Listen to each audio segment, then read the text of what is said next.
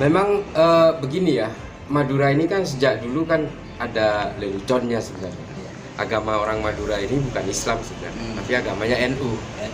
Jadi memang karena kita selama ini kan sangat toleran, tidak ada aksi-aksi radikal misalnya. Kalaupun ada aksi radikal yang sifatnya itu sangat lokal, tapi hari ini betul-betul Madura itu kehilangan masa lalunya.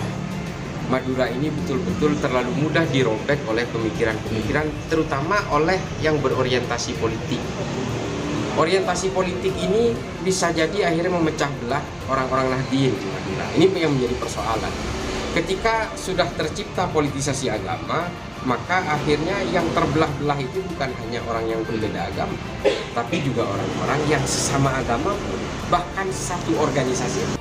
Berapa buat Densus 88 di mana sukses lagi mengamankan 3 orang tersangka teroris. Kenapa saya bilang tersangka teroris? Karena biasanya kalau Densus 88 yang bergerak itu sudah bukan lagi dugaan, data-datanya sudah konkret, dan saya kira kita patut apresiasi. Yang mengagetkan kita adalah karena salah satu dari 3 yang ditangkap itu adalah kepala sekolah SD negeri, yakni di Kabupaten Semenep, Jawa Timur. Luar biasa ini. Dan sebelumnya juga Densus mengamankan 3 orang dan saat ini dalam kondisi terperiksa, yaitu satu perempuan Siti Elina yang beberapa hari yang lalu menerobos istana beserta suaminya dan gurunya atau murabbinya. Yang waras tidak boleh mengalah terhadap mereka para pencoleng-pencoleng agama yang menjadikan agama sebagai alat politik.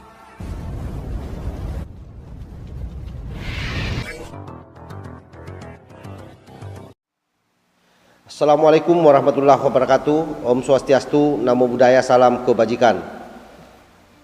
Berita hangat datang dari Densus 88 dan saya kira ini sangat menggembirakan dan dirilis di media CNN. Intinya bahwa Densus sukses mengamankan 3 tersangka teroris di Kabupaten Semenep, Jawa Timur. Dan salah satunya ini adalah kepala sekolah ASN. Ini yang kita tidak habis pikir. Kenapa ada ASN yang makan gaji negara justru kemudian menjadi musuh bagi negara? Seharusnya orang-orang seperti ini kalau memang konsisten, komitmen menganggap negara ini adalah togut, negara kafir, ya kalian mundur saja dari ASN. Itu saya kira jauh lebih fair. Dan bahkan 2 minggu yang lalu, tepatnya pada tanggal 15 Oktober, itu juga Densus mengamankan 1 orang ASN buruh di salah satu sekolah negeri di Sampang, Madura. Nah, inilah bahayanya radikalisme dan terorisme, karena dia bisa menyasar siapa saja. Tidak harus orang awam, tetapi orang intelektual terpelajar pun bisa terpapar. Karena itu saya selalu sampaikan bahwa berhati-hatilah mengikuti pengajian-pengajian.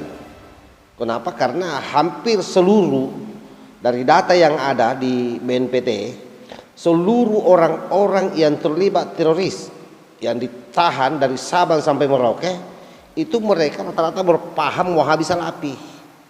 Cuma kalau kita menyampaikan seperti ini, kadang-kadang juga teman-teman sebelah tersinggung. Padahal yang kita bicarakan ini fakta, data yang ada. Dan saya kira Gus Islah Bahrawi itu berkali-kali menegaskan soal itu. Soal bahayanya paham-paham radikalisme yang dibawa oleh mereka, para kadal burung yang hari ini lagi merayap di negara kita, mendoktrin habis-habisan masyarakat kita dengan berbagai macam pendekatan. Dan ingat, salah satu pintu mereka adalah masjid-masjid yang ada di desa-desa. Dan biasanya mereka menghabisi budaya dulu. Setelah budaya masyarakat habis di situ, dinolkan, baru mereka doktrin dengan paham-paham yang menggiring masyarakat berpikir untuk membenci pemimpinnya, menggiring masyarakat untuk membenci Pancasila. Oleh karena itu, saya kira kejadian ini penting bagi seluruh pihak, dan terutama saya kira pemerintah Jawa Timur, dalam hal ini gubernur dan para bupati di sana, untuk betul-betul memproteksi warganya supaya bisa terbebas dari belenggu paham-paham radikalisme ini. Karena biasanya itu diawali dari radikalisme satu tingkat naik jadi teroris. Nah ini siapa yang bisa membayangkan sebelumnya bahwa seorang kepala sekolah bisa terpapar, yang notabene-nya adalah pejabat di sekolah itu. Bisa dibayangkan kalau misalnya ini tidak cepat terdeteksi, bagaimana nanti guru-gurunya, bagaimana siswanya. Oleh karena itu, sekali lagi saya berharap kepada seluruh khalayak masyarakat, terutama pada stakeholder yang ada, yang masih steril cara berpikirnya, untuk senantiasa bekerja sama, bergerak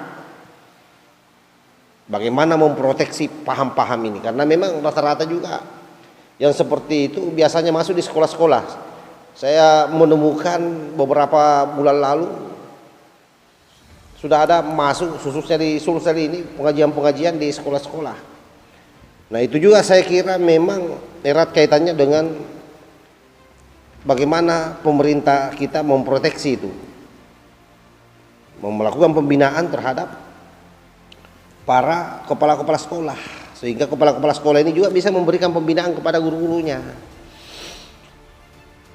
Saya langsung teringat intensitas Bu Sisla Bahrawi. Memang beberapa minggu terakhir ini banyak melakukan tausiah-tausiah soal kebangsaan di Madura. Ya mungkin ini salah satu maksudnya ini, bagaimana supaya orang-orang di sana, keluarga kita, sahabat kita di sana, ini bisa keluar dari cengkraman paham radikalisme yang memang begitu masif hari ini.